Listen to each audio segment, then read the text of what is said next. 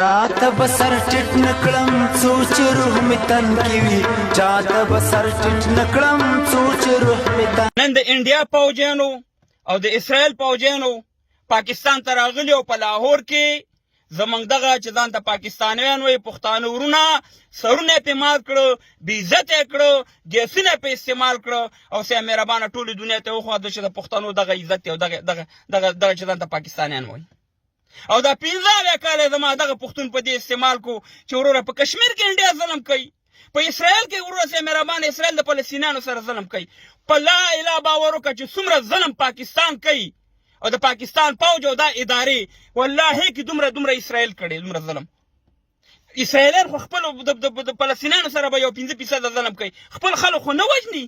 نو ستا خو خویندې میندې بې عزته کوي، ځوانان هم درته نامعلومه اوچتې کړه، سپین ږیري هم درته وژني، خاورې هم درنه نیولي، توهین هم درته کوي، هر رقم لوبې په تا کوي او تا همدا چغې شروع کړي چې کشمیر دی او فلسطین دی او سیه مهربانه د بل په غم کې مړی خپل غم د نه هېر.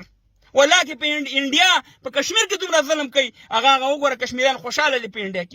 یو واقع کېږي دا یو بېله خبره ده، مګر موږ درته همدغه ویل چې زما ښکته پښتنو ورونو او زما ښکته پښتنو ورونو موږ ته کنځلې مه کوئ.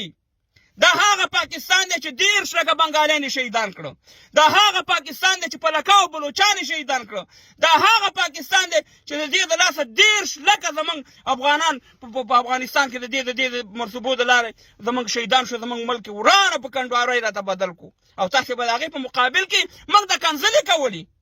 خو نن تا خپل حیثیت وکتو چې ته پاکستانی نه، تاسو ته مخکې ما ویلي د دروغو قاضي اعظم یې درته راوستو، د دروغو علامه اقبال یې درته راوستو، په دروغو باندې پاکستان کا مطلب کې او لا اله الا الله په روژه کې آزاد شوی دی.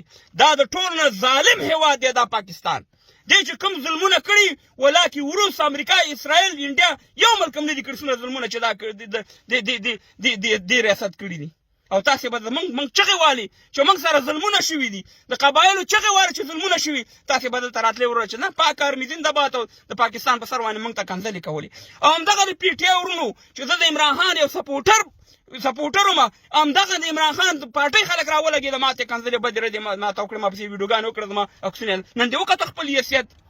تاسې ته ما ویلي چې د عمران خان د پارټۍ خلکو همدغه موقع ده اوس هم په خیبر پښتونخوا مقبوضه افغانستان کې حکومت ته زور هم دی زور راولګېږئ. عمران خان ته ویل چې موږ د اټک ناخوا نه وړو او تاسو ته ما ویل چې دا جنګ د پښتون او د پنجاب دی، دا د پنجاب جنگ نه دی، ته پکې استعمالیږي. او دغه د عمران خان خبره چې ونیسه او راونیسه دلته خلک را دا یو ډرامه ده جوړه کړې ده که عمران خان غواړي چې ونیسي والله چې ته به خبر هم نه جیل ته به یې ته رسولی، خو ستا توهین کوي ستا بېعزتي کوي پښتونه.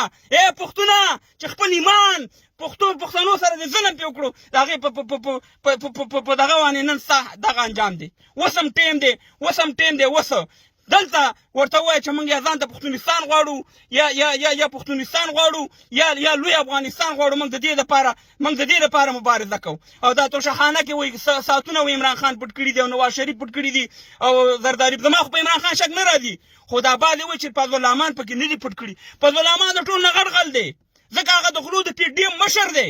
نو ته ماته وایې چې د رئیس ډېر رئیسۍ کړی دی، وړو غلو ډېر رئیسۍ. پښتونه مه کوه بېعزتي د افغانستان ستا د پلار نیکه وطن دی، دا مقبوضه افغانستان چې دی دا د احمدشاه بابا وطن دی. خپله ازادي دې واله د لوی افغانستان د آزاد پښتونستان چغې ووه والله کې نه په وټونو کېږي نه په بل شي دې وشي، والله د دې نه به دې بېعزته کوي. ورشه په سوات کې ستاسې خویندې میندو زلمیانو سره څه وکړه، ملکان باجوړ او دیر او همداسې په سیده وزیرستان او همداسې دا افغانستان کې په تورخم کې زموږ خویندو میندو سره څه کوي، په چمن کې زموږ خویندو میندو سره څه کوي. ته بیا هم د دې چغې وهې چې پاک آرمی او پاکستان کا مطلب کیا لا الہ پاکستان کا مطلب امریکا او برطانیہ، پاکستان کا مطلب د مسلمانانو سره دشمنی، پاکستان کا مطلب 10 لکه بنګالیان شهیدان کول، پاکستان کا مطلب په لکاو بلوچان شهیدان کول، پاکستان کا مطلب په میلیونها افغانان شهیدان کول، افغانستان بربادي، د اسلام بربادي، دا د پاکستان مطلب دی. نور هېڅ مطلب نه دی. د انقلاب چغې وښئ، اوس هم ټیم دی، اوس هم راوچت شي ورته چې موږ د اټک ناخوا نه وړو، دا زموږ د پلار نیکه خاوره د ازادي غواړو. انقلاب ازادي چغې وښئ.